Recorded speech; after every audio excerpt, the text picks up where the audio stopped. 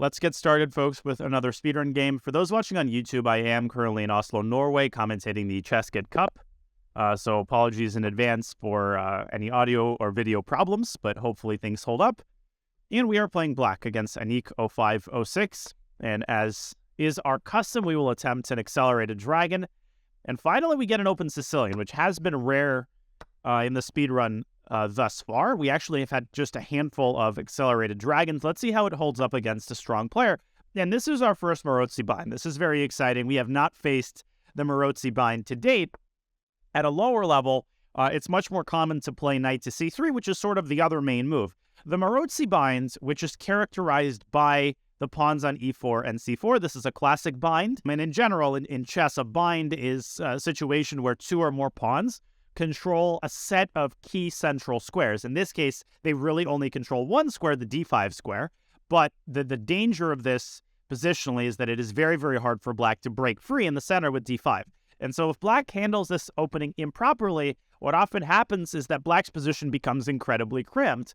So it's not like white is trying to checkmate us. The Maroczy bind is dangerous from a positional standpoint because handled improperly, you get a situation where black just runs out of ideas and is basically, hanging around on the bottom 2 or 3 ranks. So the line that I recommend against the Maroczy is not the most popular, bishop g7. It's actually to start with the move knight to f6. Now, of course, the appeal of this move is that it hits the e4 pawn straight away. And I think our opponent already responds with a somewhat improper move, f3. Instead, the common response here is knight b1 to c3, which I'll address separately after the game. And I'll kind of give you the outline of the system that I recommend. So I think we can basically do the same thing against the move f3. What you want to do here is actually take on d4. So you invite white's queen to recapture, and it may seem at first sight that this can only benefit white. Why is that? Well, it's because the queen on d4 looks unassailable. But what you should realize, oh, apparently I've lost to this guy. Oh, it's the guy I disconnected against. That's funny. So there was a speedrun game for those watching on YouTube where I got auto-disconnected and then it auto-resigned, and it was against this guy. So I have my chance at revenge. But what you should notice is that once the bishop is deployed to the long diagonal, the queen is going to be under very serious fire, and there's going to be threats of a discovered attack with this knight. But we don't want to go bishop g7 immediately because we don't want to give white the opportunity to play e5 because that'll force our knight back to g8. And why should we allow that kind of stuff, right?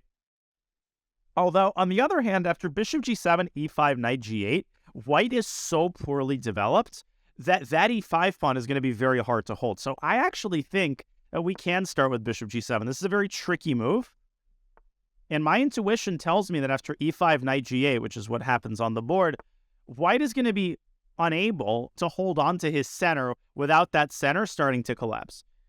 So who can tell me what is the best way of attacking this e5 pawn using the pin against white's queen? That's kind of the key element of this position, is that pin, which allows us to put pressure on white's center. Of course, it's the obvious d6, which is what we should start with. Bishop f4. Okay, I don't think this is the area. I think our opponent is doing what he did in our previous game, which is just playing instantly and kind of bluffing. So let's think here for a second. Now, of course, we have the option of playing pawn takes pawn. Then a queen trade is forced, but then white will castle queenside with check and develop an initiative in the endgame. In that position, it looks like white's got pretty decent compensation for the pawn. So that's a backup option. Now, of course, we have the option of developing the knight to h6 and trying to castle quickly. But that's a bit anticlimactic because our general strategy is to put pressure on this e5 pawn. Yeah, there is this very interesting move some of you are suggesting, which is to play queen to a5. And the idea is to not only pin the knight, but more to the point is the fact that it attacks the e5 pawn. It threatens a fork. But after queen a5, white has the very annoying move queen to d5. And that's a hard move for us to deal with because in the event of the queen trade, white will be threatening knight c7. So after queen a5, queen d5, we can try to drop our queen back to b6.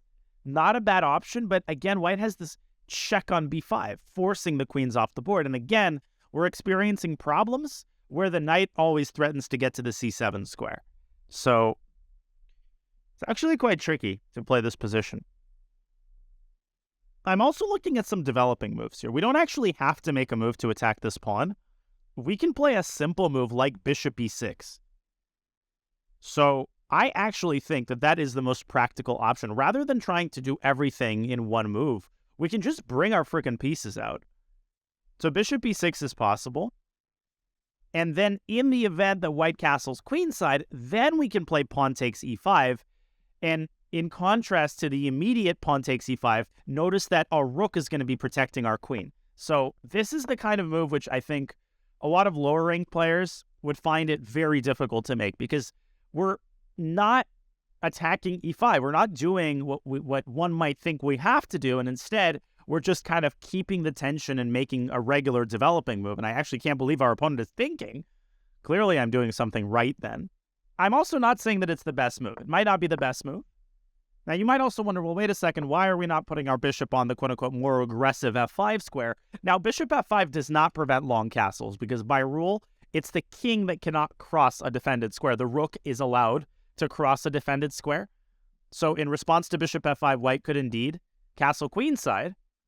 What I like about bishop e6, though, is that it does pressure the c4 pawn, which could become important later. And the second thing it does is it controls the d5 square, which is a rather annoying jumping off point for white's knight in certain variations. So I think that we're in pretty good shape here. In retrospect, maybe it was not the best idea to allow e5.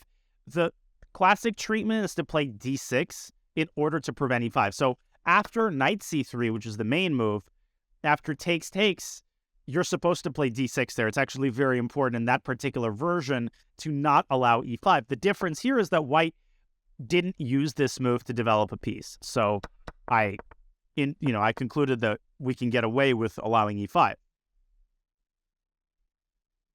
So what are we threatening? Okay, queen e4. That's a good move. It's a great move. Now we can start to play tactically here. And I have a very exciting idea. Now, we shouldn't fall asleep, because what is the point of queen e4? Well, it defends b7, so some of you might be thinking, oh, well, let's defend the pawn with something like rook b8. Well, that would be a very, very bad move, because white is now able to take on d6. Why does that favor white? Because you might say, oh, but doesn't that open up our bishop? Well, if you look more carefully, after ed, the cons outweigh the pros, because that d6 pawn becomes an incredibly vulnerable weakness, and white can castle queenside there. And immediately the d6 pawn collapses, and our king's going to stay stranded in the center. So let's not touch that with a 10-foot pole, which gives us essentially one option. I don't like queen b6 here, because that actually invites white to castle queenside, right? It invites white to do what he wants to do anyway. So I actually think we have to take on e5 and resolve the tension in the center. That's going to help us develop our king side more quickly. Bishop takes e5. Now, we've got two options. The first is the sort of mundane option, which equalizes. The second is the Naroditsky approach, and it's very much in the spirit of the accelerated dragon. Might be dubious objectively, but I think we can make it work. So the simple option is to trade on e5, and then play knight g8 to f6, and then to castle kingside, and that position is, I think, approximately equal. The second option, let's see who can come up with it. What else is available to us in this position? Actually, we have a third option, which might be even better. Yeah, a lot of you guys are finding it. It's not f5, because f5 is a very weakening move. That would be one movitis. The queen just drops back, and what have we achieved, right? We've merely deprived this bishop of a very important defender. But in the same spirit, the move that I missed initially was bishop to f5. Bishop to f5. Oh, but white's got a sick tactic there. Oh my gosh. White can take on b7 there. And after bishop takes bishop, drop the queen back to b5, and then win the bishop back on e5 with an extra pawn. Man, I am not getting lucky in the speed run. Now, we can go for that line consciously, because it accelerates our development. But in the same spirit, we can also simply play knight f6, queen takes b7, and castle kingside, and try to develop development advantage, and then somehow punish white for keeping the king in the center. So let me think about which option is better. Yeah, it feels like I did something wrong here. I've been getting very consistently outplayed in the speedrun in the last couple of games, it seems. But let's not panic. It might be necessary for us to play bishop takes e5, queen takes e5, and knight f6.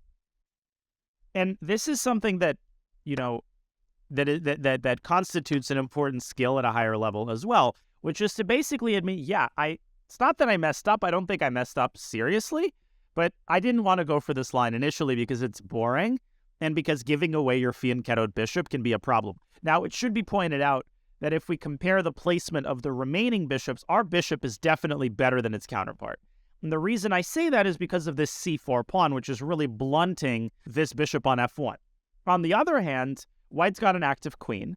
White's got slightly better control of the center, so this pawn can be considered both a strength and a weakness, which is very common at a higher level.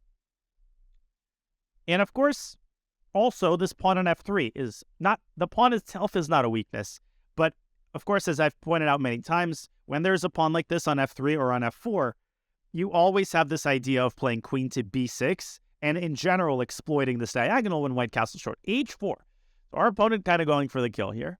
I am not scared of this move because white doesn't have any development here, so this just cannot work from a perspective of chess principles. But we should take this idea seriously. We've got, again, several options. We can play h5, which would be the move that we play if we respect our opponent's idea. Alternatively, we could just castle in white's face and allow h5.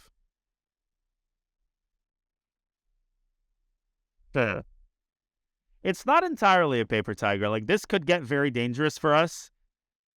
But I'm just very... I mean, it's hard to refute our opponent's play.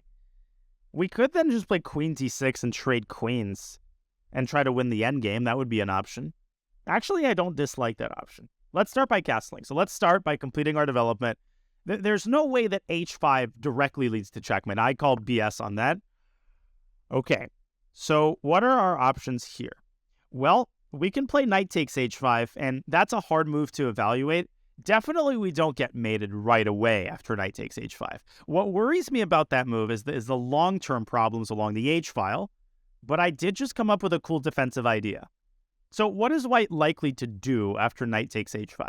Well, I think the obvious move there is g4, but after g4 we drop our knight back to f6, and we ask, well, what has white really achieved from sacrificing that pawn?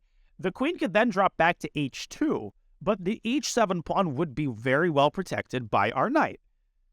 And that, in general, would not be a scary type of idea. I think that we should call BS on this and take this pawn fearlessly. I don't see a clear follow-up for white. I just don't see it. I mean, maybe something exists, but I do not see it.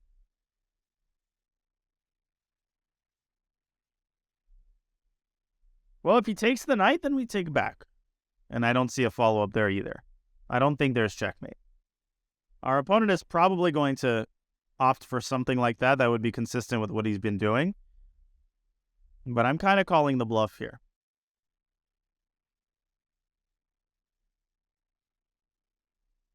Yeah, so maybe there's some sort of hidden tactic. I don't rule that out at all.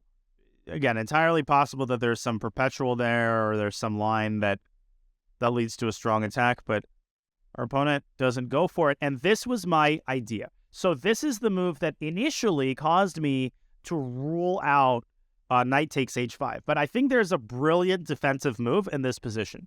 How do you find this defensive move? Well, you should always have a wish list in mind. And I've talked about this before.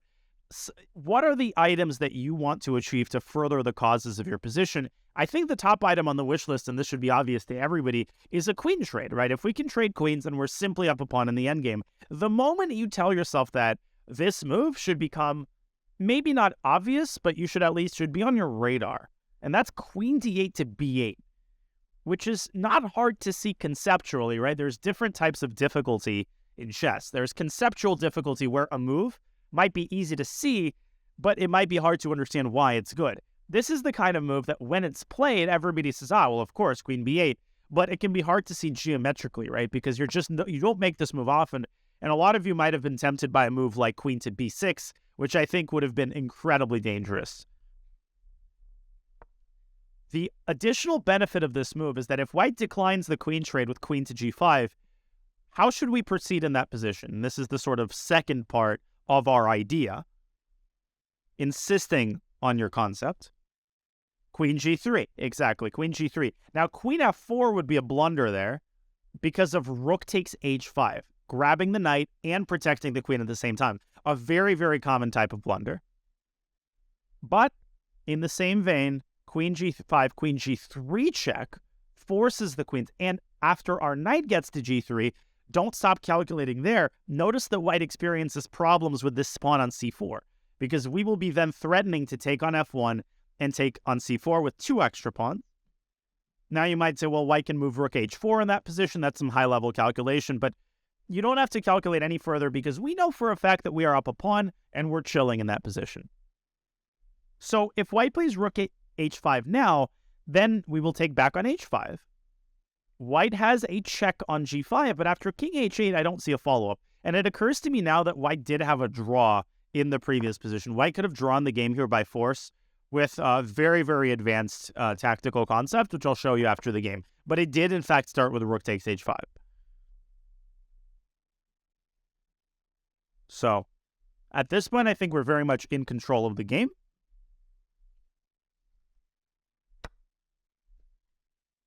And that is obviously a good sign. Now, that doesn't mean we've won. We're just up a pawn. But we're up a pawn, and we still have the advantage of our superior bishop. Our knight on h5 suddenly becomes an asset rather than a deficiency because it's threatening to jump onto one of these weak dark squares. And it's just nicely played. I mean, it can come back to f6 at any time and kind of rejoin society. But it's doing well on this little island here. And our bishop is also doing a great job because it's taking the sting out of the move knight to d5, which would now be simply bishop takes d5. So again, to convert such endgames, which is one of the hardest skills in chess, you should never feel bad when you fail to convert an endgame like this, right, where you're, let's say, up a pawn, because it's genuinely very, very difficult, and white has some assets too. I mean, his pieces are active. He's got a pawn majority. It's just we've got an extra pawn on the other side of the board. So this requires tremendous precision. I'm going to accelerate a little bit here because we're kind of low on time. Now, broadly speaking, of course, we want to trade pieces, right? That's a pretty straightforward statement. We want to trade pieces. If we can get all of the rooks off the board, I think it'll be easier for us to sort of convert our 4-on-2 pawn majority on the king side.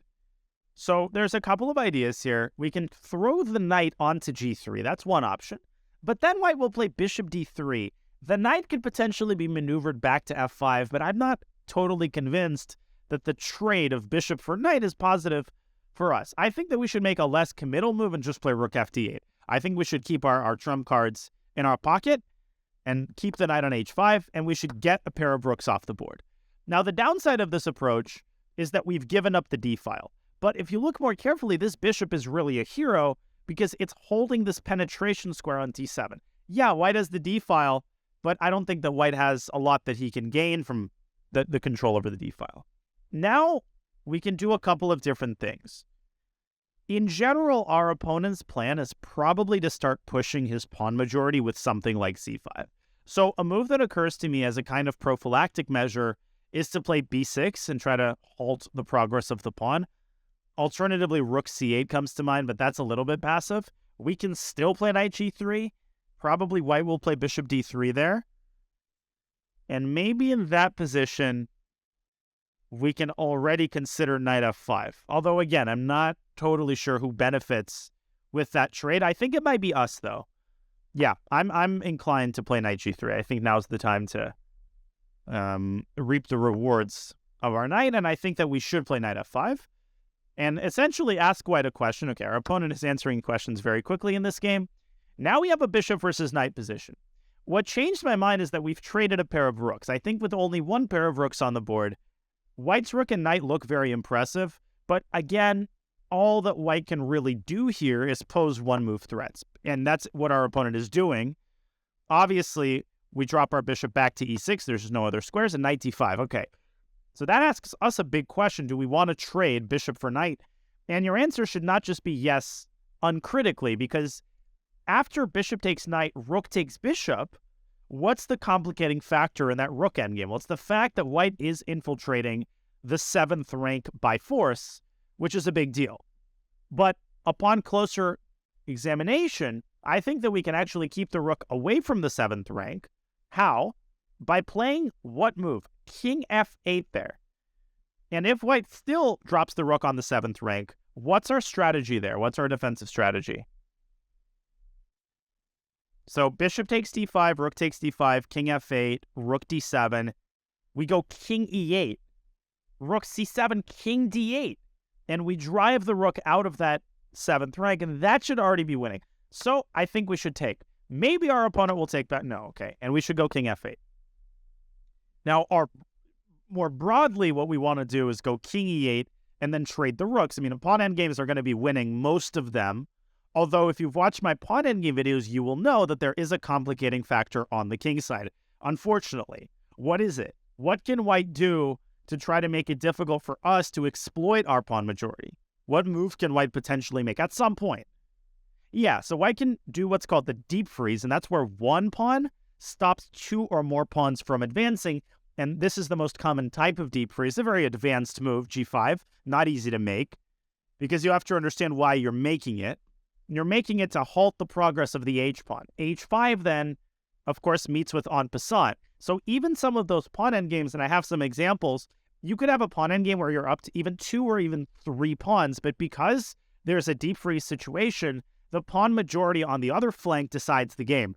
So we shouldn't just uncritically go for that rook endgame. Now, deep freezes can be fought, right? This g5 pawn could be contested with a timely f6, but then white could play f4.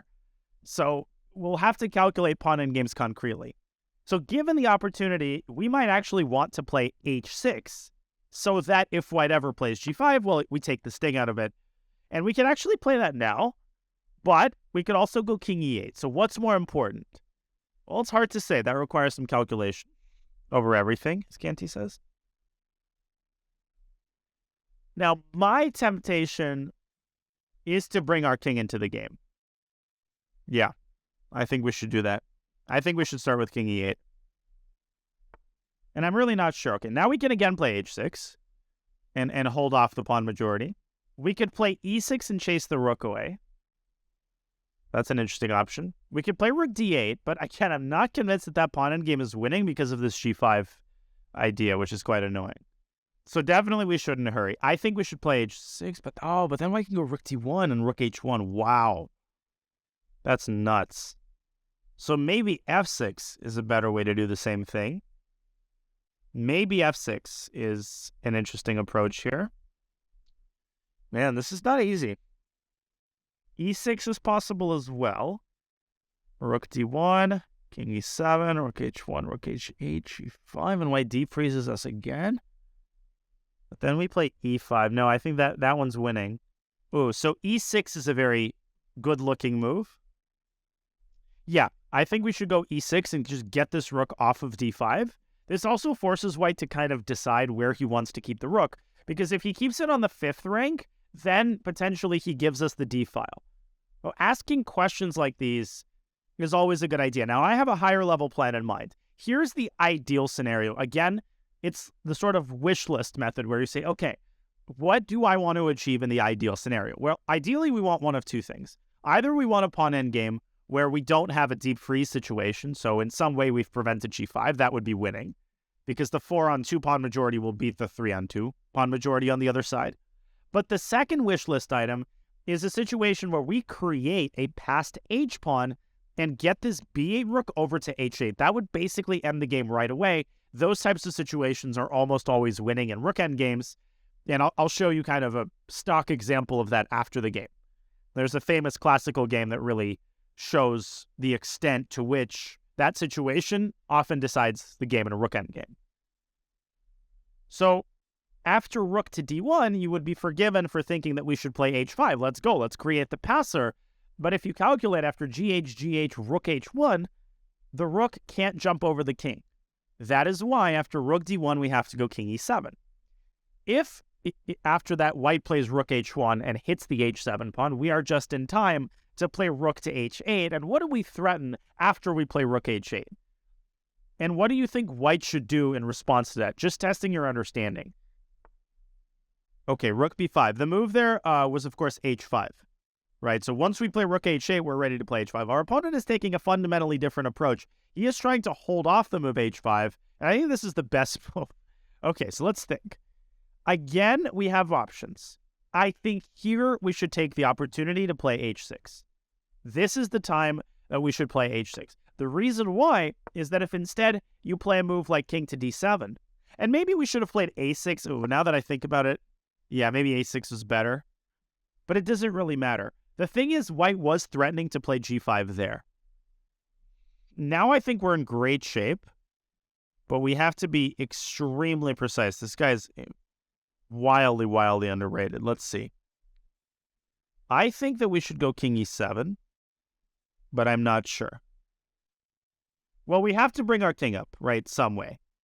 Because if we give a check on d8, we simply help white's king get closer to our side of the territory. So the ultimate choice here is between king d7 and king e7. And my intuition tells me that we should stay a little bit closer to our kingside pawns. Now we're very, very close to being able to create a passer either with h5. And in order to be able to play h5, we're going to have to kick this rook off the 5th rank. So in our pocket, we have this move a6, which we can throw in essentially when we're ready to play h5, which is now. But white is very active here, so there are some complicating factors. The king is super active.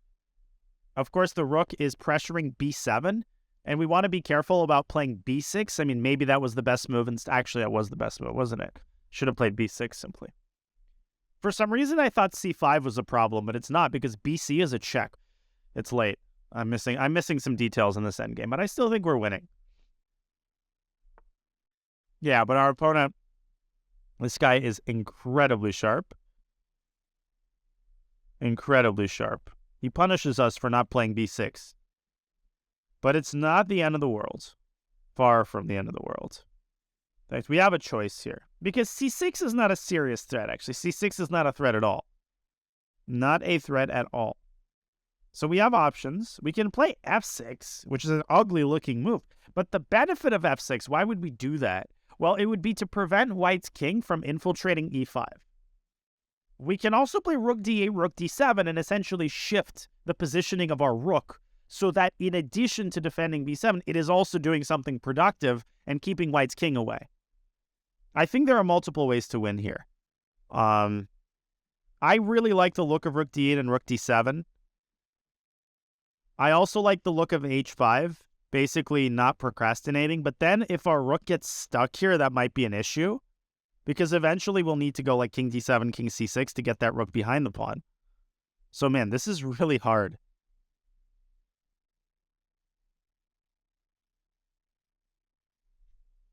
Okay, let's go rook d8 check. This is what my intuition tells me to do. h5 might be committing a little too early, I agree. But these are, hopefully, if you're newer to chess, you're beginning to see through the lens of this endgame why rook endgames are considered like so complex and hard to learn. It's because in the middle game, the position, you have these things that you can hold on to make sense of the position. In rook endgames, it's so like there's always like 5 or 7 candidate moves, and all of them look reasonable, and all of them adhere to different plans. Like, do you start by creating a passer? Do you improve the position of the rook? Do you improve your pawn structure on the king side? There's so many things that you can do, and all of them seem approximately equivalent. And very often there's only one winning path. So you're essentially relying in most cases purely on your intuition and on a little bit of calculation. And most of the calculation that you do in rook endgames involves figuring out who wins if you get into a pawn endgame. That's called liquidation. And it's sometimes calculating pawn races and concrete things like that. So rook endgames are incredibly hard. Almost nobody can play them without mistakes. Magnus, definitely the best rook endgame player of all time. Capablanca was well known for that as well. So it's very, very hard to play without blundering.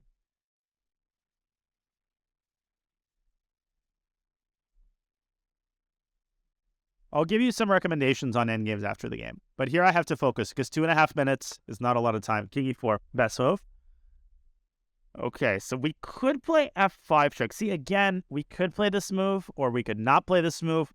I don't think there's a hurry to play f5 because we could always play it on the next move. Again, white cannot deep freeze us anymore because we played this move h6.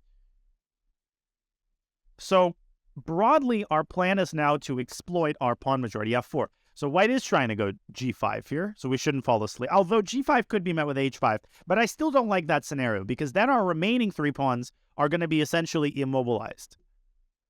So I like the look of f5 check, but then white takes it, we take back, white drops back, because white does get mated after king e5, rook d5, and then we can go king f6, and we've made some progress, and we're ready to push the h-pawn. And that's one option. We can also start with h5, or we could play king f6 and use our king to kind of shield ourselves from these pawns. But king f6 is quite unwieldy because we essentially put our king in front of our own pawns. Let's break through with f5. I think this is our chance to do it. Yeah, our opponent finding all the tricky lines here. Let's take with the g-pawn. Of course, king e5, rook d5 is checkmate, so white has to drop back. And then I think we need to make one more move before we are ready to start pushing the h-pawn. This might be a draw. I mean, we're basically playing at this point for 2 results, which is really a pleasant feeling. But still, I mean, if white defends this accurately, I think you should be able to draw this. Yeah, king f6. And king f6 is a pretty intuitive move for experienced endgame players. There's several ideas of this move. One of them is finally to open up the pathway for the rook to drop to h7, which is the best square on the board. This is why, your rook can make or break your endgame experience, because on a square like h7, it's both attacking and defending at the same time. The second thing that we should consider doing is pushing while we have a chance, because here's the thing. After h5, king f3, h4, our pawn is itself cutting off white's king from its ability to stop that pawn by stepping in front of it. So white could go king g2, rook h7, king h3, but then perhaps we create a second pass pawn with e5. So we want to make this move e5, but we want to do it at a strategic moment. So I think we should start, by pushing h5, drive this pawn up as far as it'll go, put the rook behind it, or maybe play e5 on the next move or something like that. But e5 is not going anywhere for the time being. I think white's best move, and this is an incredibly advanced move, is actually king f2. Okay. Let's think about this. h4, king g2. g3. There's so much calculation to do here. h4, king g2. e5, takes, king h3. Or we cut him off. I should be winning here. I think we should go h4. He's probably going to go king g2. And then I think we should go e5. I think that's the right moment to play e5. Now he goes rook h3. That should be a mistake. Now we have a check on d2 here. Oh, but he's outcalculated me. We can also go rook h7, by the way, which is a backup option. Rook d2, king e3. Takes b2, rook takes there. That might be a draw, actually. So I think, man, I missed that detail there that I'll show you after the game. Let's go rook h7. And try to put the rook behind the pawn. I mean, that's the obvious move. Rook h7 is obvious. Of course, there was also rook d2 check, which is what I was relying on. I don't think it works. Again, I'm making these judgments fully intuitively.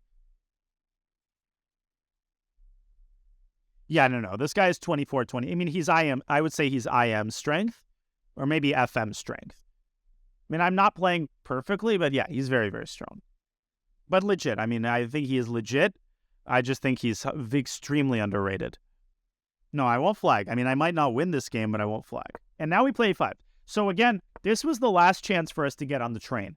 Because if white had been able to go king d4, then we wouldn't have been able to play e5. So we can't miss that opportunity. It should be winning for black. I mean, definitely the position is winning. Can I convert it with a minute on my clock? Now, what is it that we want to achieve here? Well, what we want to achieve broadly is we want to force this rook to move. Because every time we force the rook to move, our pawn is able to advance one square further and tie the rook down even further. Ultimately, we want a situation where the pawn reaches h2 and white's rook is relegated to h1. When that scenario occurs, we can basically use that pawn as a bargaining chip, give it away, but give it away in order to transition to a pawn endgame. This is the standard technique for winning such positions, where the rook is behind the pawn. And then in the resulting scenario, white's king is going to be, in Timbuktu, and we're going to converge on these 3 pawns with our own king. Sounds very complicated, but I'll show you. Once I start showing you this technique after the game, you'll understand immediately what I'm talking about. Now, what are the complicating factors here? Well, the issue is that white is not obliged to move the rook from h3. White has other moves. White is not in Zugzwang, in other words. White has 2 types of moves that he can make. White can try to preemptively start pushing the pawns, which is, I think, the most challenging, and of course, our opponent plays it. Now we have to decide whether we're slowing white down or whether we're pushing. And these are very hard decisions to make. They require tremendous calculation. So there's king d5, there. It's a weird construction, but it might be what we need. Okay, let's go king d5. Let's go king d5. Of course, it is possible. And now rook h5. This is the construction that I came up with. This actually might be a genius idea. Look at this rook. It's doing 3 things. It's guarding h4 and f5, and it's preventing white's king from infiltrating further. So it's keeping the king at bay, and it's keeping the rook at bay indirectly, because anytime the rook moves, our pawn moves forward. But I'm delegating to my king a very important responsibility. I'm basically leaving the king on its own, and our king's job is going to be twofold. I mean, first of all, it not only has to keep white's pawn majority restrained, that's not enough. Remember our ultimate goal here, which is to essentially induce Zugzwang and force white to move this rook away from h3 so that we can start pushing our h-pawn. How are we going to induce that scenario? We're going to basically try to freeze white's pawn majority. And we've already come very, very close to achieving that, because b5 is impossible because of king takes c5. So white can push the a-pawn, but we can basically wait it out. After a4, we can play a6. And then if white plays a5, then he basically deep freezes his own pawn majority. And then we've clearly succeeded, right? So the only other option is for white to drop the king back. Clearly that signifies progress. And then we can use our own king to infiltrate and start posing threats against white's pawn majority. White's ability to defend those pawns is restrained greatly by the fact that his rook can't move. So here, I think it's important not to play king c4, but to basically wait it out with the move a6. And only when white plays a4 do we infiltrate with the king. What was the downside? Okay, we need to focus.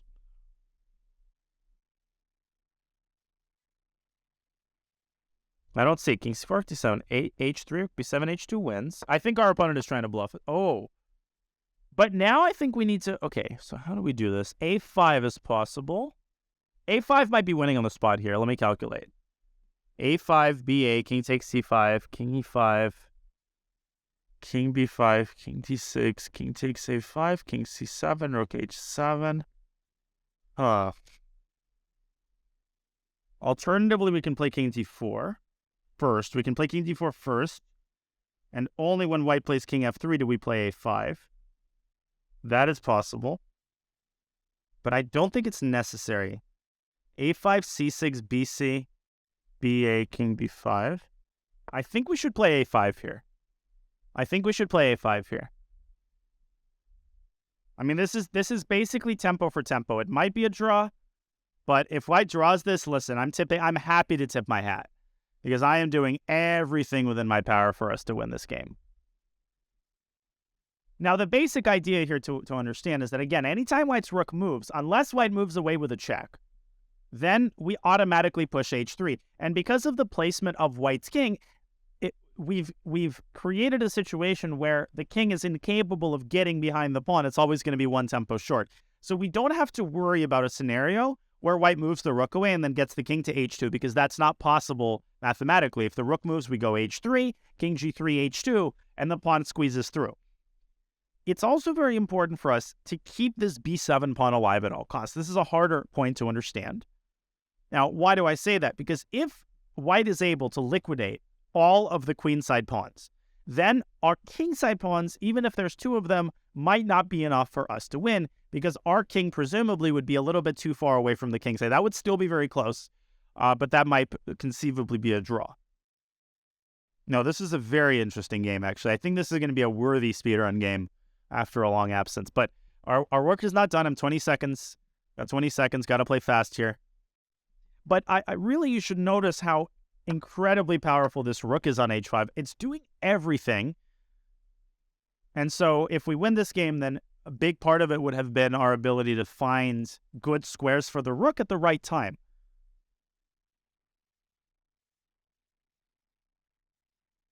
So what is our next move, right? Especially when you're in time pressure, you should have a roadmap in mind. So against a waiting move like king e3, like what's our next move going to be? Well, it's probably going to be king b5. If white plays a4, then of course we play king b4. So our next step is to eliminate the a5 pawn. That's the low-hanging fruit. Now what's crazy is that white could say, okay, I'm going to give up the a5 pawn, and white's h3 rook is also on a very good spot because it's defending the other a pawn, making it hard for us to win it, and it's essentially keeping black's king at bay and not allowing us to infiltrate through the backside. So we're going to have to do some maneuvering there and figure out a way to maybe sacrifice one of these pawns in order to win the a pawn. That's all going to be really tough in time pressure. But white is now down to 2.5 minutes. So finally, our opponent is feeling the heat on the clock here.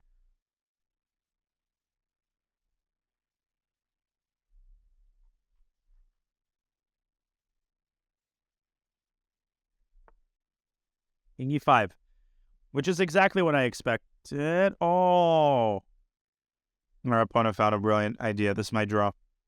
King b5. But maybe not. So we do what we have to do. There's king f6. My goodness, this guy. King f6 and king g6 like this. The thing is, white will win one of the kingside pawns, but he might not be in time. No, he goes a6. Okay, wait. Or what do we take with? Believe it or not, I'm very much inclined to take with the king because in general, in such positions, you want to have the b pawn. The corner pawn is often a serious weakness. On the other hand, ba might be good because then we'll be able to play king a4. But okay, I think he's collapsing here. But he's making me prove it on the clock. Okay, king a5. Let's advance our king. Now, our next target position is to play b5 and king a4. Our opponent misses the best defense there, which was king f6.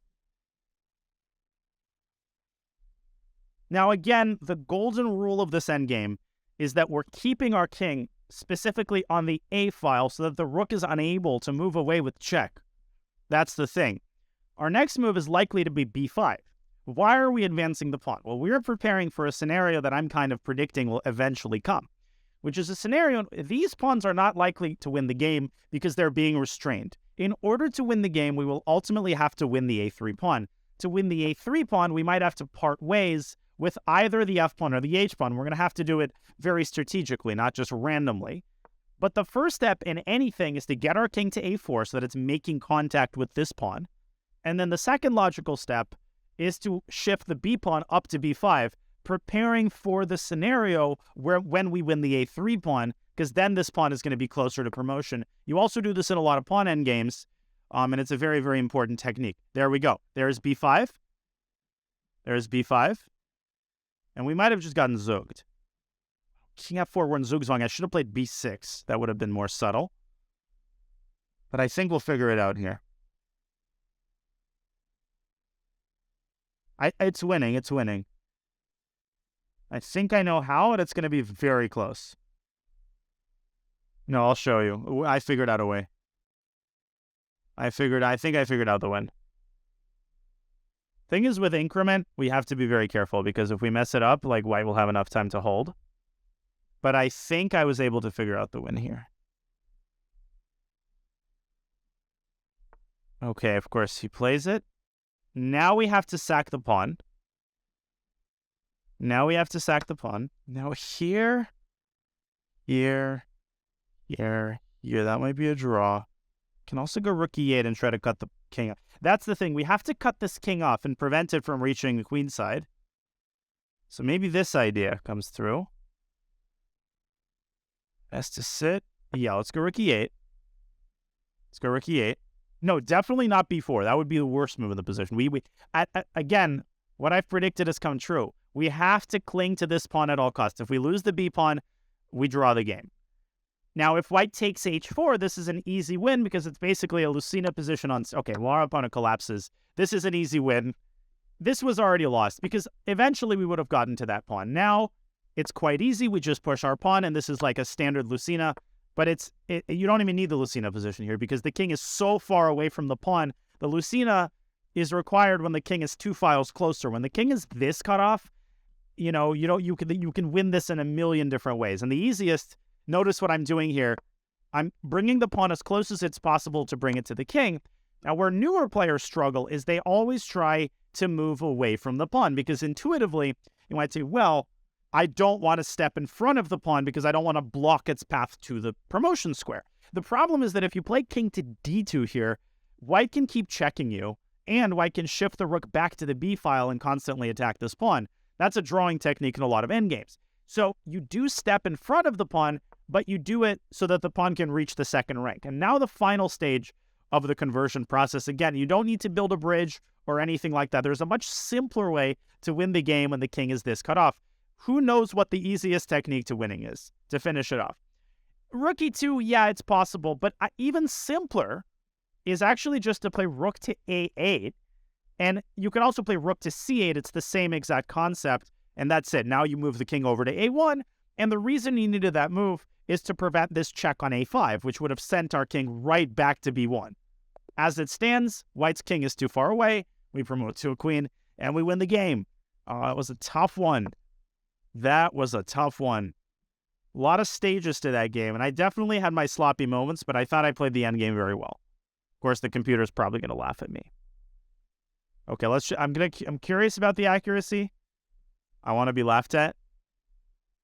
Yeah, there's a lot to talk about, so a lot we have to unpack here. 90.5 to 86.1. High-level game. I will be using Stockfish on my chess base for some analysis. I'm just going to copy this game over to chess base. I also use that for opening analysis. All right. So, let's delve right in. The Maroczy bind, characterized by the move c4. Named after Jeza Maroczy, was a Hungarian player, I think lived in the 19th century, maybe to the early 20th. Was a very strong player, but really was the first to develop this line. And I would say at a grandmaster level, the Maroczy bind is the biggest reason why the Accelerated Dragon isn't more popular.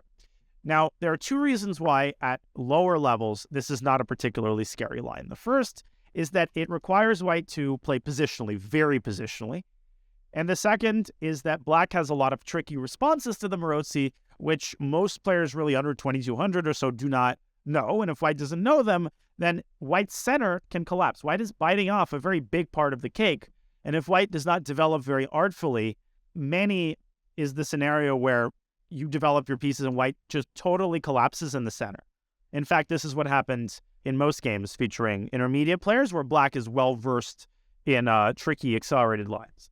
So to get to the point, knight f6 is tricky, and we've already played this once, I think. And in that game, our opponent immediately fell into the first trap, which is to take on c6 and to play e5. This is a very tempting move, but anytime you have this situation, you have to, of course, remember that we have queen a5 check. So don't forget this trap. This is super important. And of course, we pick up the pawn on e5, and here black is simply a healthy pawn up. And then we go bishop g7, we castle, and we can easily advance d5. The queen can always drop back to this envelope on c7. It's also common in the Scandi. So we can chill on e5, but then when white plays, for instance, rook e1, we don't have to, but an easy way to guarantee safety is to play queen c7. So that doesn't work. Now, if white takes and then goes knight c3, then, as I've explained many times before, this trade favors black. This c6 pawn is now a great positional asset because it's holding this knight at bay, and we've got this semi-open b file, and this is just a very comfortable position for black as well. So the main move here is knight to c3. f3, I think, is already a serious inaccuracy, and I will check the best way to fight against it. I've never analyzed f3, so maybe knight takes d4 is an inaccuracy in response. So knight c3, my recommended line is knight takes d4, queen takes d4. Now, not bishop g7, because here e5 is very dangerous. But instead, you have to remember to play d6. Super, super tricky sideline. Now, to explain why it's a tricky sideline, first of all, the sort of important thing to understand is that e5 is no longer dangerous, because after we take on e5, white can take on d8. Yes, we lose castling rights, but the reality is that white does not garner sufficient compensation for the pawn. And you should remember in such positions, I know I make fun of that phrase. I'm going to verify this with the engine.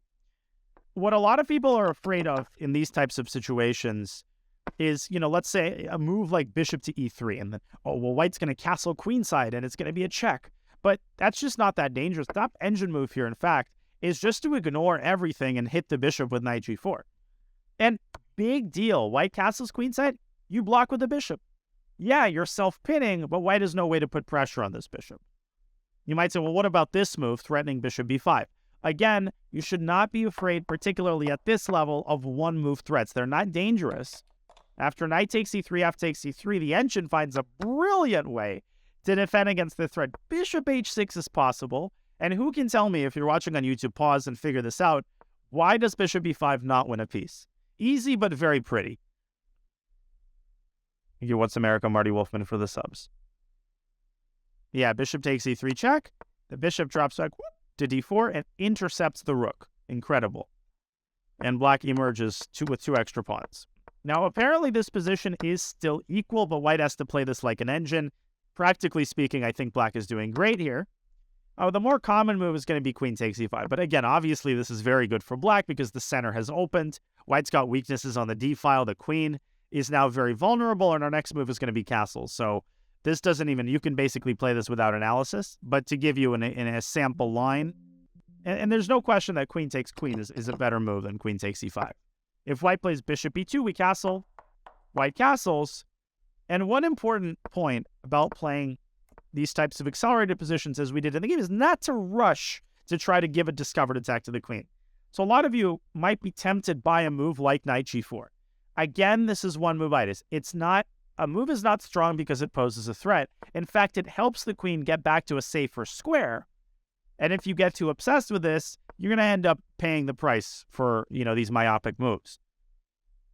So instead, in the spirit of what we did in the game, the best move is bishop to e6. Again, just developing the bishop.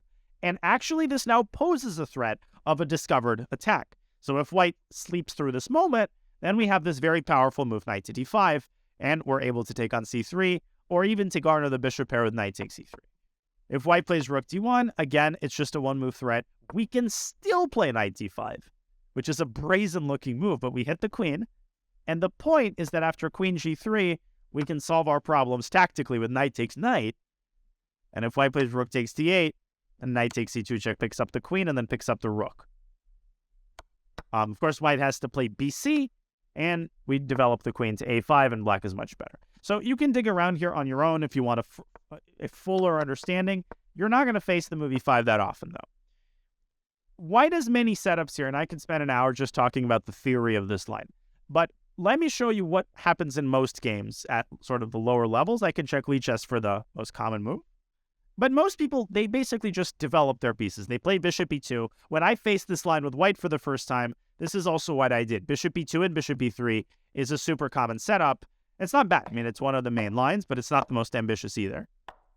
Now, after castles, we reach the first important moment. A lot of people castle here. Black is already better.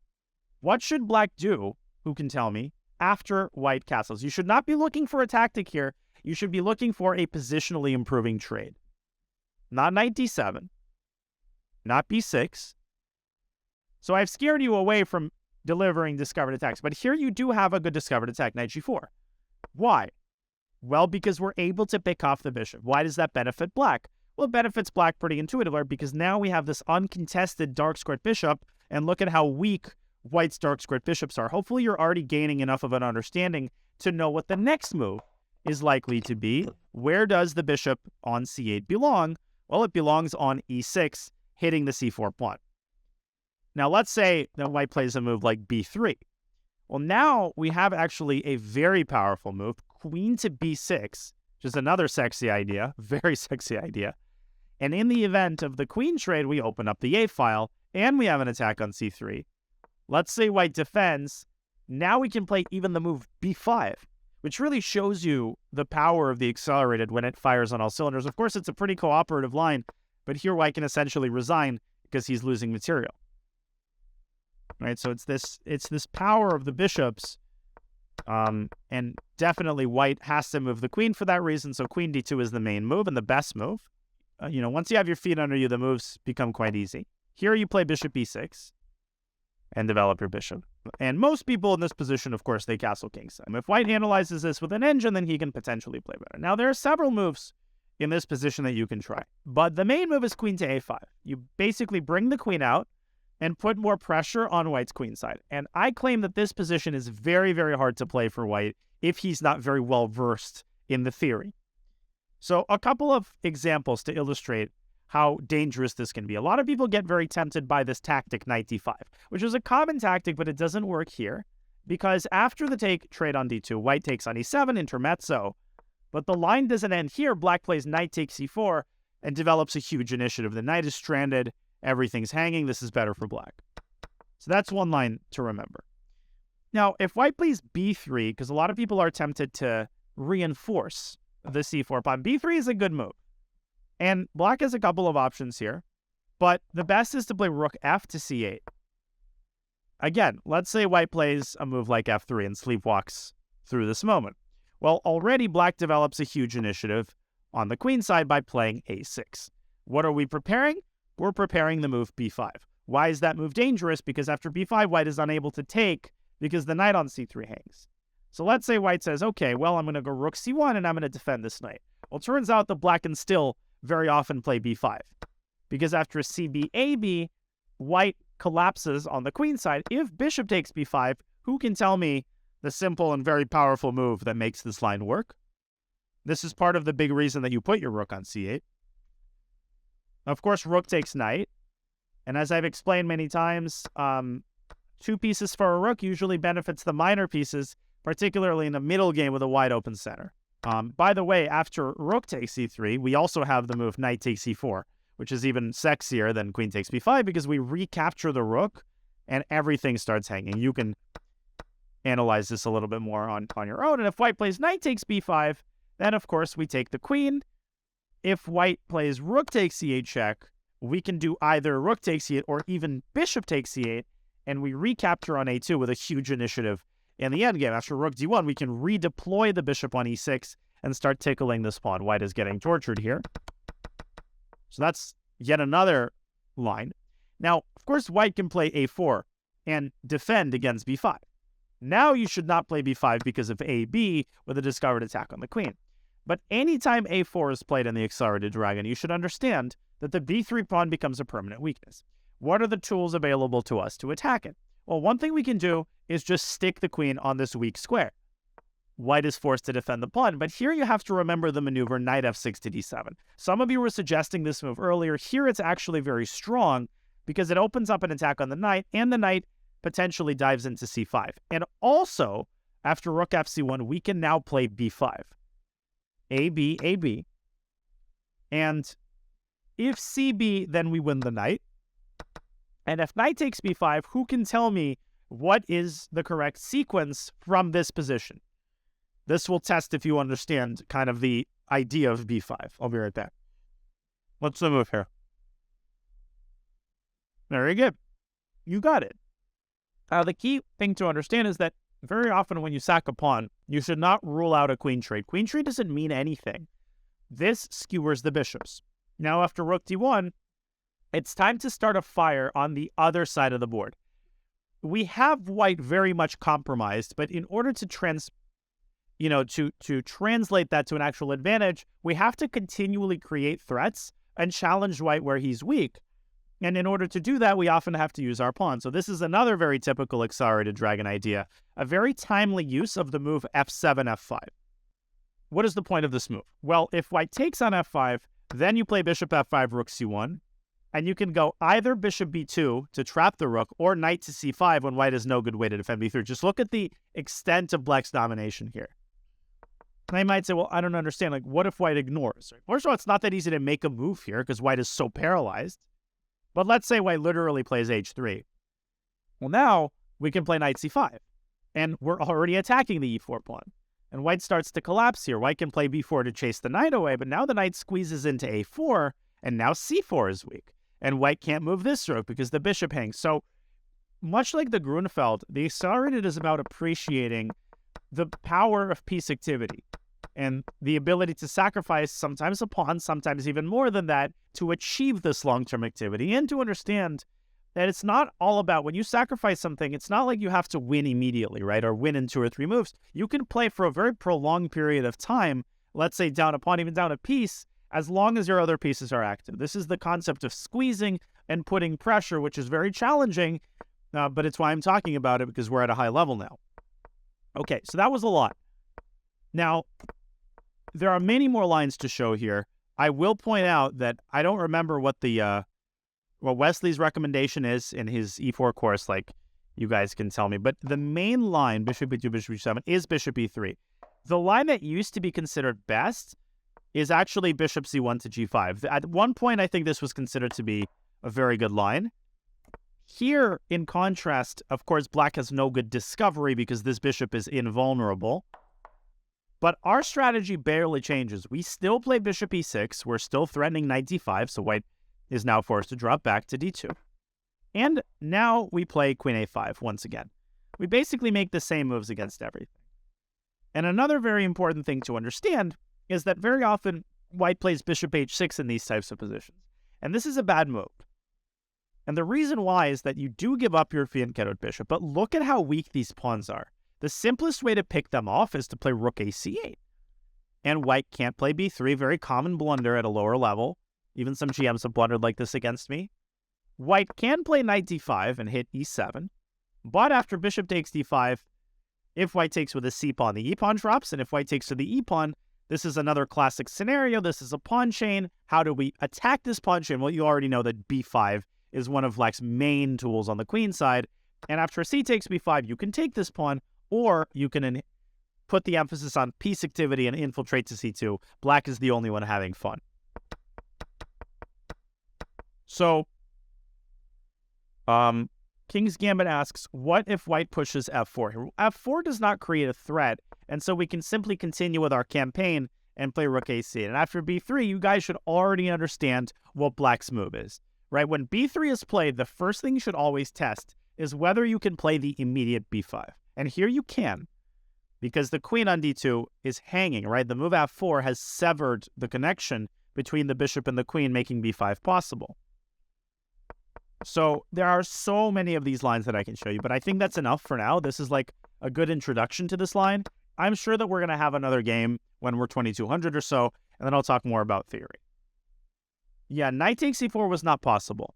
And the reason is, sorry, I just wanted to address this question. So we were talking about this line, castles, castles, bishop e6, queen d2, queen a5, f4, rook ac8, b3. Knight takes e4 is bad because white takes on e4. And when the smoke clears, white has 2 pieces for a rook. Now, black is all right here, but this is nothing to write home about. Really nothing to write home about, because black's rooks are also very, very bad. There are no open files to control. And then you might say, well, but 2 pieces for a rook, how do I understand who's better? That's one of those things that is decided on a case-by-case basis. It's an imbalance. And that is why one of the biggest pieces of advice given to higher-rated players is to seek positions with a lot of imbalances, because they are harder for a lower-rated player to evaluate, because they require a lot of experience and understanding to evaluate properly. Okay, so you shouldn't be thinking of this in the terms of, oh, what is the formula for evaluating this? 2 pieces for a rook is generally good for the 2 pieces, so most of the time you should have a good justification for going for it if you are the side of the rook. Okay, hopefully that was halfway sensible. Again, I'll talk more theory later. Let's address our opponent's move, f3. I'm going to check this with the engine. Of course, f3 has been played many, many times. Oh, so there's some tactics here that are interesting. Yeah, so apparently knight takes d4 is all right, but not the best move. The best move, according to the engine, is indeed bishop g7. White plays bishop e3. And here we have to rely on a trap. In order to understand this move, you have to know the most famous accelerated dragon trap, which I've shown before. We've actually already had it. That trap occurs when white basically tries to play it like a regular dragon. When white plays the move bishop c4, we castle, and white basically tries to make all the moves that he would make in a dragon. Who remembers what the punishment is against this line? What's the famous trap that Bobby Fischer fell into against Oscar Pano? It's not knight takes c4, that blunders a piece, but you want to set that move up with a very counterintuitive move. And that counterintuitive move is queen to b6. And the whole point is that the bishop on e3 is undefended. So white would normally be able to do something like this. Here, of course, white's not able to do that. Now, the common response is knight f5. But now we grab this pawn on b2 and black wins the game. And the reason why, let me refresh because I got disconnected. One sec, sorry. And the reason why, and this is important. I know this is a little bit tedious. You might be yawning if you're watching on YouTube, but you have to build the foundations of opening knowledge. There's just no way around it. So knight f5, queen b2, hits the knight on c3. And not only that, we're also going to win one of the bishops. So white loses a bunch of pieces here. If white plays something like bishop to b3, if white plays something like bishop to b3 to defend the pawn, now you're able to play knight takes c4. This looks very confusing, but in fact, it's very easy to understand. You now have 3 attackers on this knight and only 2 defenders. Once again, this knight is very limited in its scope because the bishop on e3 is going to drop. If white plays knight f5, then we can play knight takes c3 and hit the queen.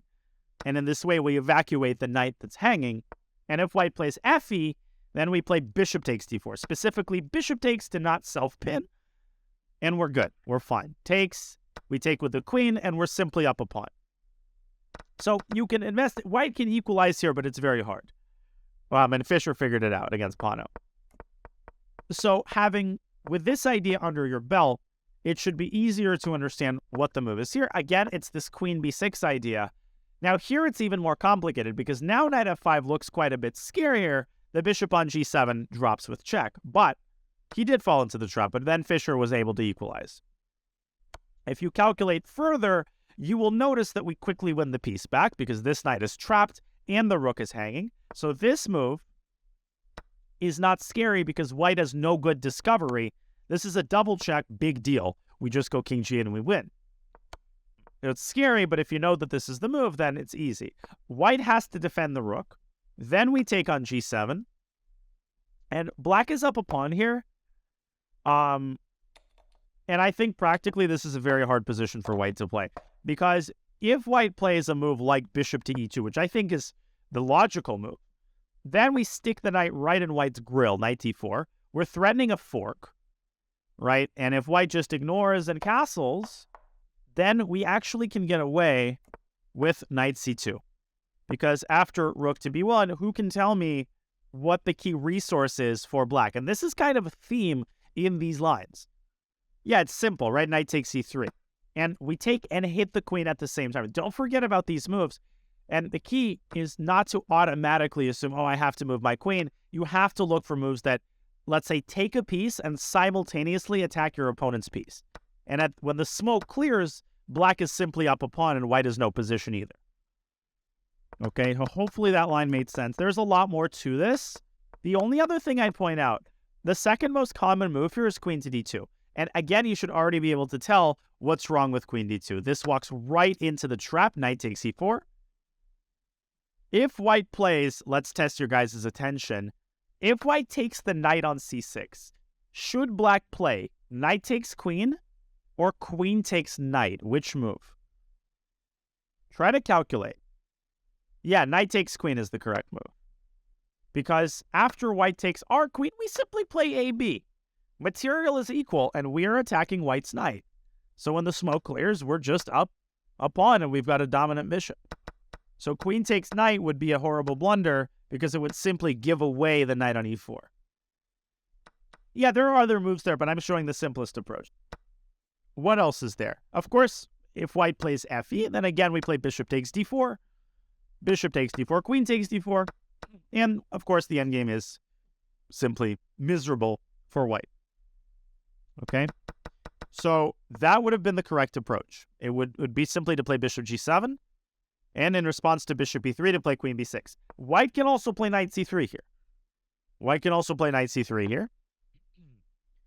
But here black wins with a tactic. Who spots it? And actually, not a lot of people have found this tactic.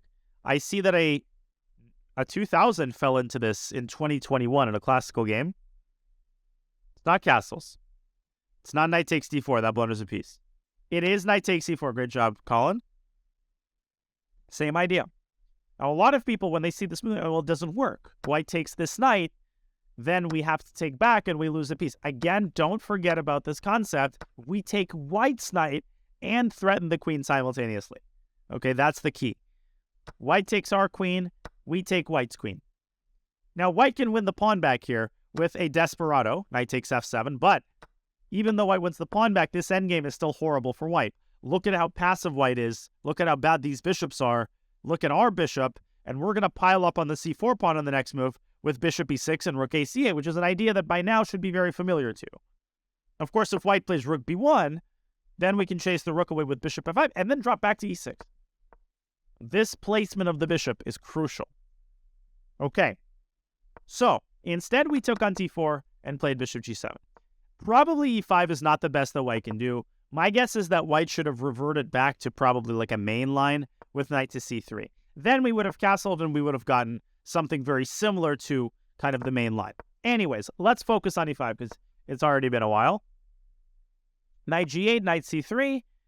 Okay, this is all very natural. And here we sort of came to the first crossroads in the game where initially, of course, I was banking on d takes e5. That is the engine's top choice, but still, I'm not a huge fan of this position. The engine simply says, hey, bishop d7, big deal, we're up a pawn. Evaluation here is equal. White has enough compensation for the pawn, but not more than that. And if white plays it inaccurately, then white is worse. So I thought white would go here. According to the engine, white is supposed to drop back to e3 just to keep this diagonal under control.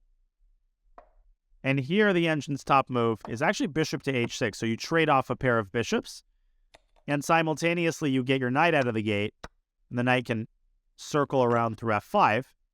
Now white is supposed to play this very typical move, c5, in order to threaten bishop b5. And one way that the game could bail out is, well, we can play knight f5, but that's iffy. Best is to play king e8. And it's important to understand that in this situation, knight d5 is no longer dangerous because we can simply bring the rook to c8. But if you contrast that to this situation, because of the presence of this bishop, knight d5 is now a whole lot more dangerous because it's not easy to defend the c7 square. In fact, here, black gets checkmated with rook d8. So this would not be fun. So perhaps we should have played de. I decided to keep the tension. The engine also likes this move. So queen e4. And now this was a very important crossroads because we decided essentially to bail out with pawn takes e5, which of course is fine. I'm going to check the engine here, and then I won't over-rely on the engine, I promise you that. Okay, so looks like we did have queen b6. Oh, this is really interesting. Yeah, this is very high level. Very high level. The best move is queen b6. Pawn takes e5, and what we did is second best. That's just equal. Black has a slight edge, apparently, after queen b6. Now, who can remind me, why did I reject this move? And why does this move look like it plays into white's hands? What does it allow white to do? You don't have to remember all of this, folks. If you're trying to remember all of this, you're doing it wrong. First of all, this will be up on YouTube, and you can review it as often as you'd like. You have to try to understand the ideas, which hopefully I'm doing a halfway decent job of explaining. Long castle. No, come on. Knight b5 maybe, but we can just chase the knight away here with a6. So, no, it's long castle. Now the engine gives this idea. D, bishop b5, and bishop h6 check. Already setting a trap. If the king moves aside, then bishop f5 pins the queen. White has to play f4 and intercept. Now we bring our knight out with tempo.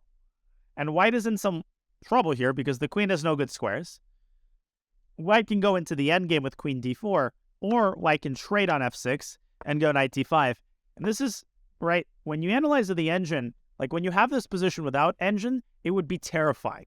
Looks like white has some discovery and our king is in the center. When you look at the engine eval, you'll realize that white has absolutely nothing because on the next move, you just castle And you've got two fantastic bishops. White's king is in permanent trouble. And again, in such positions, White is always having a hard time finding a good spot for this bishop because of this darn c4 pawn. And if White plays c5, then we can castle and we can actually start targeting this pawn with rook a8 to c8. So whatever White does, there will be some downside. So this is high-level stuff for sure. We decided to play it in a much simpler way with bishop takes c5. And I think the position is equal. And h4 was a very interesting idea by our opponent, followed by h5. And in this position, White has a forced draw. This is like the last thing I'll ask you guys to find, because once we got into the end game and we entered the technical phase of the game, we're going to go a lot faster, and we're just going to kind of focus on just a couple of the important moments. We're not going to look at every move. But White did have a draw here, and I deliberately avoided saying this on stream, just in case. It is rook takes h5. But what's the actual draw here? This is hard to see. And this reminds me of something. Yeah, queen g3 or queen g5. And you go back to e5. And you go back to e5. And this reminds me of something. And the bishop hangs. Now, maybe I would have played this move, but there's no question that White is better here, right? Our pawn structure was ruined. The rook's coming to d1. The bishop could come to d3 and create mate threats against this pawn. This is miserable, so I would have had to objectively take the draw. Now, this is a very important type of tactic which occurs in a different version. I've seen this tactic many times. Let me search up a sample to help you understand what I'm talking about. Let me see if I can quickly and efficiently find an example. So it's a tactic that relates specifically to scenarios where the bishop is on e6, which happens quite often because e6 is a standard developing square for the bishop. This is just some game between two 2000s. And White finds the following idea. White plays rook a to e1, forcing the bishop on e6. And now White finds a very powerful move. I think a lot of you would be very tempted to take this pawn. But this cashes in too soon because Black moves the rook and Black is holding on. White plays queen e3, very powerful move, and Black is powerless. Black tries to get the queen out of the pin, and the key, queen e5, threatening mate, and in order to defend against the mate, Black has to push the f-pawn, which relinquishes control over the bishop. Okay? And that's the general gist of what I'm talking about. Now let's go back to the game. Yeah, so same concept, right? You give that check, and in order to defend against the check, you have to relinquish the control over the bishop. Something very similar could happen in a scenario, by the way, like this, where, again, you're threatening mate. To defend against mate, you have to give up a minor piece. So what is the takeaway from this? The takeaway is that when you're looking at attacking ideas, you should not forget that one of the most powerful techniques involves combining a mate threat with a threat on an undefended piece. Yet another type of instantiation is a scenario where, I'm just getting a random position, a scenario like, I don't know, like this one, right?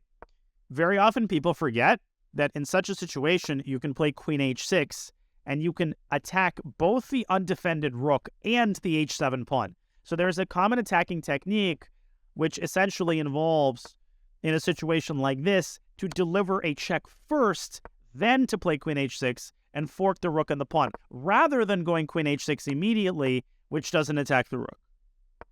Now, hopefully that gives you a good little in tactically. That's what our opponent missed. That is how close he was to making a draw with rook takes h5. Instead, he played the obvious move, and after queen b8, we essentially forced the queen trade because of the possibility of diving into g3. And okay, we could spend another hour analyzing this endgame. I think the next stage was pretty straightforward. Pair of rooks were traded. We activated our knight. We moved the knight back to f5. We got this knight versus bishop imbalance. We dropped the bishop back to e6. Now we traded on d5. So there was a bunch of trades, and we found this very important move, king f8. This was a critical move, right? So you shouldn't be unquestioningly afraid of the rook infiltration to the 7th ring, because sometimes you can do this thing where you drive the rook out using your rook and your king. And then we're chilling.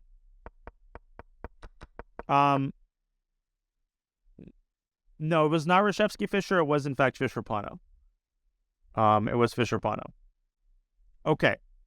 So there was a question. Why not e5? So there's an interesting suggestion by Amaraldo. Why not to play e5 first? I didn't see this move, honestly. This is actually not bad. Well, I saw this, but I rejected it because of rook d5. But on second thought, you can actually go bishop e6 now and trade pawn for c-pawn. Yeah, but okay. But it's not like e5 helps black that much. In fact, I would make the argument that it seriously weakens the d5 square, right? Because now you can't go e6. Now you might say, well, here you're blocking the e-pawn, but we still reserve the possibility of playing e6 later down the line. I mean, it's a minor detail. Okay, so king d2, we play king e8. Obviously, we set up the threat of rook d8. And here, I actually think that white makes a subtle mistake. I think that white should have tried the move g5. I think this is the best practical defense, is to play g5. And I have no idea whether black is in fact winning in this pawn endgame. And sometimes even engines take a long time to evaluate stuff like this. I'm going to check. I'm going to check with the engine here and see if this endgame is winning for black. Drum roll, please. Wow, it's actually currently at equals over plus. No, it's draw. It's a draw. And here's how white draws. Now this is fascinating. What do you think white's best move is here? White is an only move, apparently, an only move to draw. Yeah, everything else loses. Wow, this is amazing. Not c5. c5 loses. b4 loses. f4. Only move is f4. Now, this is insanely hard. What would be my intuitive move? My intuition would be just to bring the king up to e3. The reason this draws, here black has this crazy tactical idea. You start with a move that should be very obvious to all of you. You're trying to counteract the deep freeze by removing the g5 pawn. Obviously, white's going to go f4. And here there's a crazy tactic that wins. This is a very hard move. Here white is a winning move. Or black is a winning move, rather. That winning move is to play e5. Absolutely brazen. You're like, you're allowing a passer on f6? And you might be like, well, in this scenario, isn't white just going to create another passer on the queen side? And then you're going to get a trouser situation? Black is winning in this position. And in order to win, it's now black who has to find an only move. To win, black has to play prophylactically. a5. Stopping white from advancing the b-pawn. And as much as possible, slowing down the process of creating a pass pawn on the queen side. Because if white goes here, then we deep freeze white on the queen side with a4. This is a technique I outlined in my endgame video. So in order to counteract this, white has to waste the tempo on b3. What do we use this tempo to do? Well, we use this tempo to make this pawn harmless. How do we do that? Well, of course, by blockading with our king. White continues to try to create a passer, but we are just in time. King f7 hits the pawn. White has to defend it. White has to defend it. And now we send our pawn forward. And we win by a tempo. Takes, h4. Threatening h3. White has to move the king back. We take f6, and this is an easy win. Because if white plays c5, clearly white is too tempy away from creating a queen. Now, if white goes the other way and tries king to g5, the winning move is h6 check. This is easier to understand. And this is a winning position for black. With very simple, we just go with the king to the queen side. For instance, after c5, the easiest way to win is to go king e5, and then king d4, and white is way too far away. After king f5, though, the winning move is actually king to c3. It's not king takes pawn, because then white's king makes it back to the center in time. But here black is winning, because we get to the pawns first. No, it's crazy. It's absolutely crazy. If white plays b4, then we're able just to take twice. We take c5, and we get a winning king and pawn endgame. So it's crazy, but this is winning. Now we need to play a5. If we start by playing king e8, we give white that extra tempo. And white uses this tempo to reach this position, right, that we talked about. But here, because white's advanced his pawns even further, and if we try king e5, what is white's drawing technique? To play b5 and c6 and forcibly get rid of the b pawn. And this is the worst case scenario in almost all pawn endgames that you're trying to win. The corner pawn is the worst pawn that you can have, because even if you win the a pawn, white is just in time, tempo for tempo, reaches c2, and reaches a very well-known theoretical draw. So, insanity. I mean, the level of complex, and this is just the pawn endgame.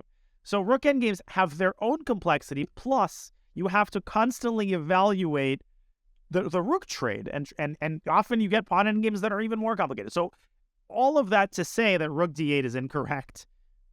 Oh, sorry, all of that to say, not even that white has to play f4 in order to draw. But what on earth happens if black plays f6?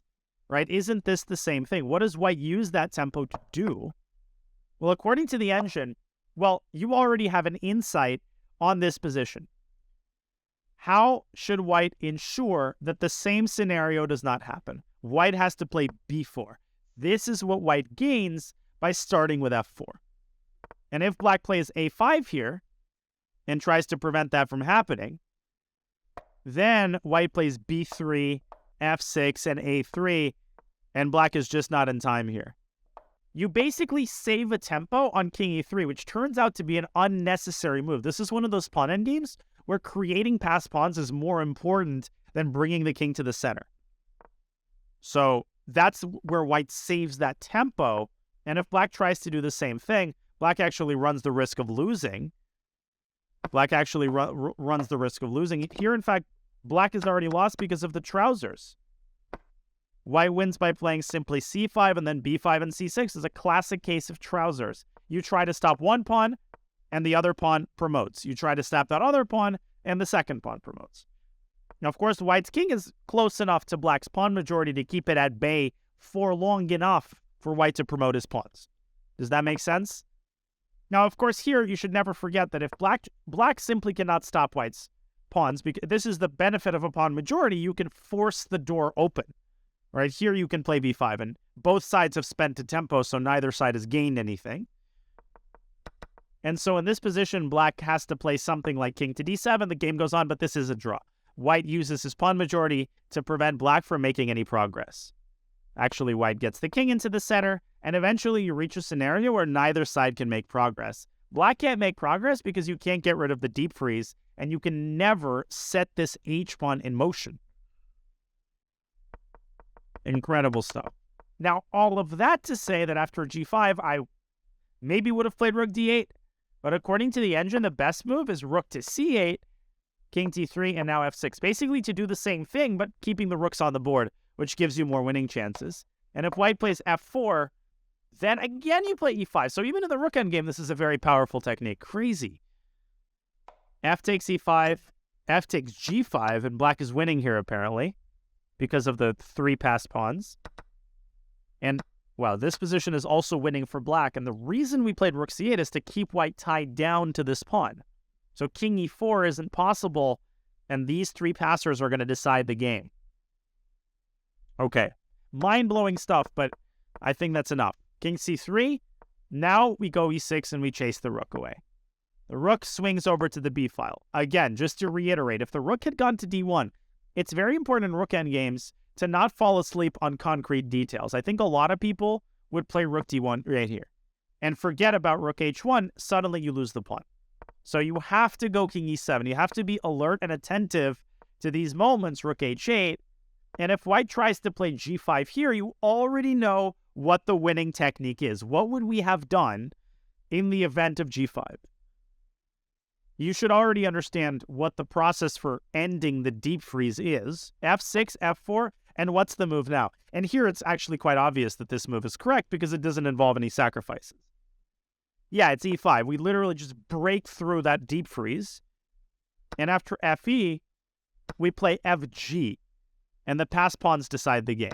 And if gf, here we don't even need to sacrifice anything. We simply get this situation. And again, we have connected passers. They're just going to push on their own. Our rook is ideally placed. Could you start with e5 before f6? Yeah, you could. You could play e5 and then f6. The thing is, it is a waste of tempo, though, because let's think about it mathematically. The good thing about starting with f6 is that if white actually takes on f6, you've saved a tempo on e5, which you don't need to play. Now you can start pushing your h-pawn. By playing e5, this is a minor subtlety. You're giving white an extra tempo, which could become important because here, white is a little closer to creating a passed pawn of his own. there's no need to give white that tempo. You should only play e5 in response to f4. Does that make sense? In fact, inviting f4 is a good thing for black because now we have 2 pass pawns rather than 1. Okay, so anyways, minor points. Our opponent decided to stay on the 5th rank. Now we played h6, which I think is a very good move. Whoops, sorry. King d4, king e7, bringing our king up and preparing the eventual rook h8. And here I decided to take the opportunity to improve the placement of my rook. Okay, f4. Now, I'm not going to spend forever analyzing this with an engine. I think it's sort of a 50-50 game and that maybe white can draw this, but practically speaking, it would be very difficult. I will point out where I think white went wrong. Like, white's big mistake was probably in this position. Here, I think white had a drawing idea. And I'm actually going to confirm this. Yes, I just confirmed this with the engine. I think this is a serious mistake. And here, white had the same idea. Without this idea, white loses. It's a tactical idea that generates counterplay on the queen side. Very, very difficult. Let's see who can spot it. I will give you a hint. There's something that white can do on the queen side in order to favorably transform the pawn structure. What is it? No, way too slow. Way a4, a5, a6, way too slow. Black's pawn will be on h2 before you blink. Not c6. Too early. You have to start with rook a5, but that's the right direction. Why rook a5? What does this do? Well, this attacks the a pawn. Black plays a6, and now we play c6, breaking apart the pawn chain. And in so doing, white creates this weakness that black now has to burn a tempo to defend. But most importantly, white creates a passed pawn of his own that can be used as a bargaining chip, making it more difficult and giving the rook more tasks. So just a good technique to have in your library of ideas, right? You attack a pawn, force it forward, and then you overload the other pawn. And I've seen this kind of thing before. Without this idea, white just does not have the defensive firepower to keep this pawn at bay. Maybe this is still a draw miraculously, but again, I think it's becoming harder and harder. And very importantly, we found the right opportunity to play e5. We're threatening to create a protected pass with e4, so white has to take. And already I think this is a winning endgame. King d5. I thought I played it very accurately. And this idea, which I found, was, I thought, very, very powerful. This rook on h5. Now you might say, well, how did you know that the rook belongs there? I actually had a game, if I remember correctly, where I had kind of a similar type of idea.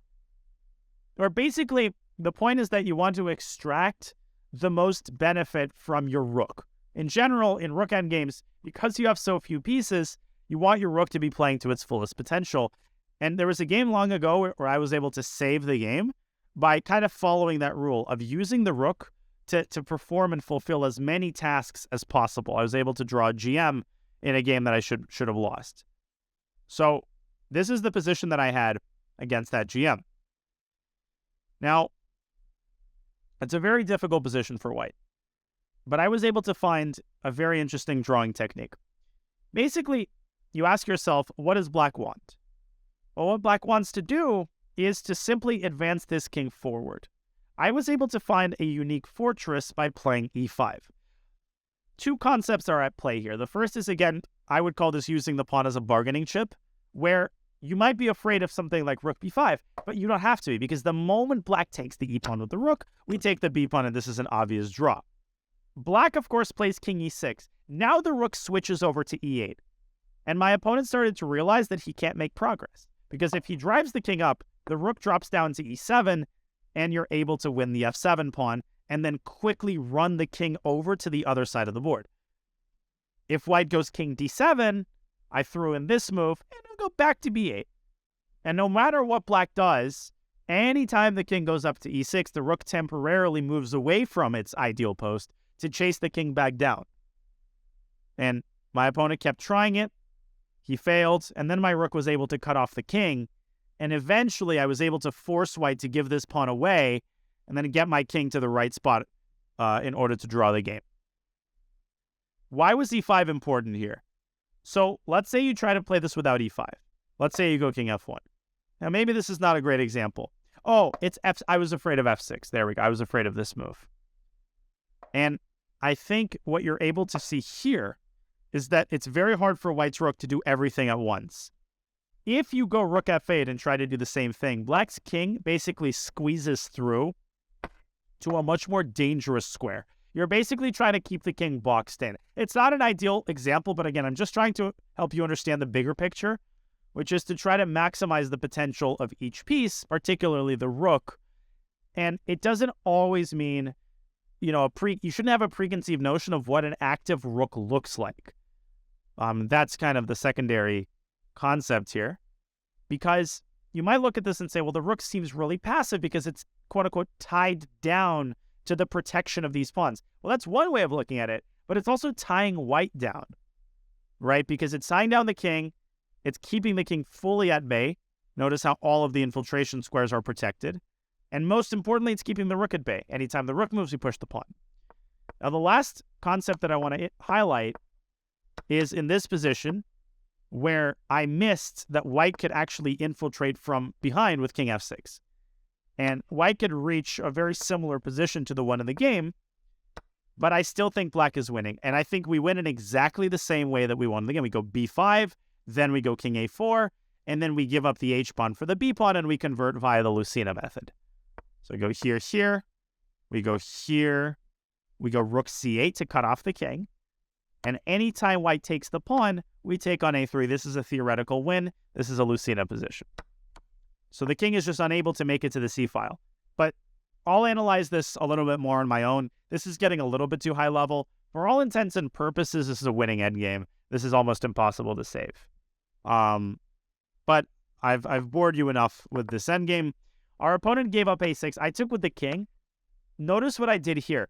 The reason I didn't take with a pawn is because having a corner pawn often hurts you in a lot of rook endgames and pawn endgames. So even though it's counterintuitive to go backward, I thought the tempo was less essential than keeping that b pawn, which also immobilizes the a pawn with the move b5. Okay. So in any case, we go b5. Now we give up one of the pawns strategically, but we cut off the king. And last thing, what if white had avoided taking the h4 pawn? Well, we could force white to take that pawn with a move like rook to g8, followed by rook to g3. Okay? So white is just not able to make it to the right area of the board at the right time. It's just white's just not in time. We go b4, b3, b2. And notice how the rook actually cuts the king off along the third rank, so it's ideally placed on this square. If white plays rook takes h4, then you kind of know the drill. And the side checks are easily parried by bringing the king back to a4 and then blocking with a pawn. So the side checks are never it's never perpetual check here, because you basically use the same technique again and again. You go king a3, and then you go b3, and then king a2 and b2. You should remember that technique of dealing with side checks. And that's the basic premise for winning this game. Now, the way our opponent played it, the only thing you have to know here is the technique of putting the king behind the pawn in order to advance the pawn one step further. Essentially pulling yourself up by the bootstraps. And then finally, no Lucena needed. You just go rook a8. You choose the file that you will protect, and then you put the king on that file, and you promote the pawn. And that concludes this very, very complicated game. I basically only scratched the surface of the endgame, but we've been going well over an hour, and it's 4. I need to go to sleep because we've got commentary today. Technically, it's already light outside. I hope you enjoyed. Any questions? Yeah, very, very well played by our opponent, so big congratulations to our opponent. I mean, last speedrun game since I hit 2000 have been have been legitimately hard, and I mean this to compliment my opponents. So really, the key takeaway, I mean, our opponent played perfectly and should have played rook h5 and found this draw, where I probably would have played f6 and risked it, but I would have run the risk of losing this game. Yeah, the big endgame book that I would recommend is 100 Endgames You Must Know. I would recommend the Chessable version. Great introduction to, not only the actual endgames that you must know, but it also contains, great endgame essentials for, getting the hang of a lot of positions. Thank you, everybody, and I'll see you tomorrow.